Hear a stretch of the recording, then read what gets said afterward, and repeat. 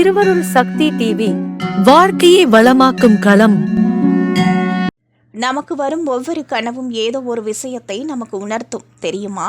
எதிர்காலத்தில் ஏதேனும் பிரச்சனைகள் வந்தால் கூட அதையும் சில கனவுகள் நமக்கு உணர்த்தும்.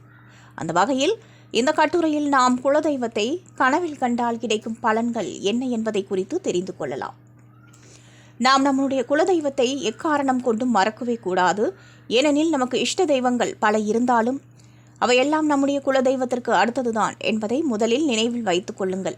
எனவே குலதெய்வத்தையும் குலதெய்வ வழிபாட்டையும் ஒருபோதும் மறக்காதீர்கள்.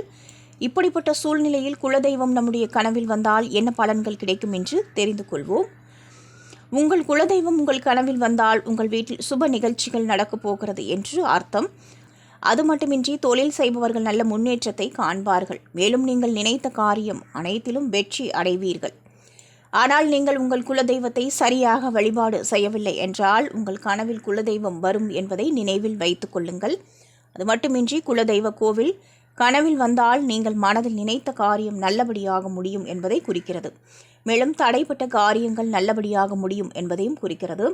கனவில் குலதெய்வத்தை வழிபாடு செய்வது போல் வந்தால் வெளி வட்டாரத்தில் உங்களது மதிப்பும் கௌரவமும் கூடும் என்று அர்த்தம். உங்கள் கனவில் குலதெய்வம் வந்தால் குலதெய்வ வழிபாடு செய்ய வேண்டும் என்பதையும் குறிக்கிறது.